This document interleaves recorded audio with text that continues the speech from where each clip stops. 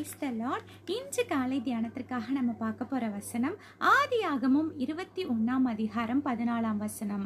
Abraham அதிகாலை எழுந்து அப்பத்தையும் ஒரு துருத்தி தண்ணீரையும் எடுத்து ஆகாருடைய தோளில் வைத்து பிள்ளையை ஒப்பு கொடுத்து அவளை அனுப்பிவிட்டான். அவள் புறப்பட்டு போய் பெர்சேபாவின் வனாந்தரத்திலே அலைந்து திரிந்தாள். இந்த இன்ஸ்டன்ட் நம்ம எல்லாருக்குமே தெரியும். ஆண்டவர் ஆபிரகாமிட்ட அவளை அனுப்பிவிடு அப்படின்னு சொன்னதுக்கப்புறம் ஆபிரகாம் என்ன பண்ணுவானா, ஒரு துருத்தி தண்ணீரும் அப்பத்தையும் கொடுத்து ஆகாரை அனுப்பிடுறான். அனுப்பினதுக்கப்புறம் பார்த்தீங்கன்னா ஆகார் அலைந்து திரிகிறார் அந்த வனாந்திரத்தில். நமக்கு எல்லாருக்கும் தெரியும், குழந்தை அழுகிறத பார்த்து அவளால் தாங்கவே முடியல. அப்போ என்ன பண்ணுறா, அவளும் அழுகிறா. அப்போ அந்த அழுது அந்த உடைக்கப்படுற நேரம் யோசித்து பாருங்க. அப்பவும் தீந்துருச்சு, தண்ணியும் தீந்துருச்சு, குழந்தை பசியினால் அழுகுது. ஒரு தாயோட நிலைமையை யோசித்து பாருங்க. ஆகார் பயங்கரமாக அழுகிறா. அழுகும் போது ஆண்டவர் அந்த வனாந்திரத்தில் ஒரு நீரூற்றை ஆண்டவர் உண்டாக்குகிறார். அவள் அழுகலைன்னு வச்சுக்கோங்க, ஆண்டவர் இஸ்மவேலே ஒரு ஜாதியாக மாற்றுவேன்னு சொல்லியிருக்கவும் மாட்டாங்க. அந்த வனாந்திரத்தில் நீரூற்றே உண்டாக்கியிருக்க மாட்டாங்க. அவளும் எங்கேயாவது போய் ஏதாவது செய்து பிழைத்திருப்பா. அவளுடைய மகனும் ஒரு பெரிய ஜாதியாக மாறியிருக்க மாட்டான். ஆனால் ஆண்டவர் அந்த உடைக்கப்படுற நேரத்தில், ஆகார் அந்த பாதையில் போகிற நேரத்தில் தான் ஆண்டவர் அவளுக்கு அந்த ஆசீர்வாதத்தை வைத்திருந்தார்.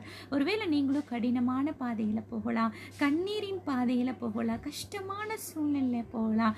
ஆகாருக்கு ஆண்டவர் அந்த வனாந்திரத்தில் ஒரு நீரூற்றி உண்டாக்கினாரானால் உங்களுக்கும் ஆண்டவர் உண்டாக்க வல்லவராயிருக்கிறார். உடைக்கப்படுறது நல்லது. பரிமள தைரம் உடைக்கப்பட்டாதான் அந்த வீடு முழுவதும் வாசனை வீசப்படும். நீங்கள் உடைக்கப்படுற ஒவ்வொரு தருணத்திலும் நீங்கள் ஆண்டவருக்கு நன்றி செலுத்துங்க. கட்டாயம் ஆண்டவர் மற்றவர்களுக்கும் உங்களுக்கும் அது ஆசீர்வாதமாக இருக்கும். ஒரு அருமையான பாடல் உண்டு. உடைத்தீ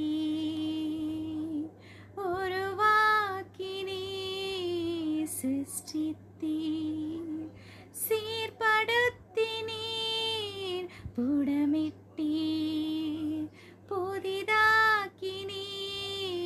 பிரித்தீர் என்னில் பிரியாதிருந்தீர் எனக்கு நீருண்டு கலங்கின நேரத்தில் கரம் என்னை நடத்தியதே. ஆண்டவர் உங்களையும் நடத்துவார். ஒரு நிமிடம் கண்களை மூடி ஜெபிப்போமா? அன்று ஆகார் அப்பா அந்த சூழ்நிலையில் அவள் கடந்து போனனால தான் அவள் பிள்ளையே அப்பா நீங்கள் ஒரு ஜாதியாக்கினீங்க. அதே போல் நாங்கள் இப்போ கடந்து போகிற ஒவ்வொரு சூழ்நிலைக்காக உமக்கு நன்றி செலுத்துகிறோம். முடிவில் எங்களுக்கு நீங்கள் மகிமை தருவீங்க. அதற்காக உமக்கு நன்றி. இயேசு கிறிஸ்துவின் நாமத்தில் ஜெபிக்கிறோம் நல்ல பிதாவே, ஆமீன். Have a nice day. Thank you.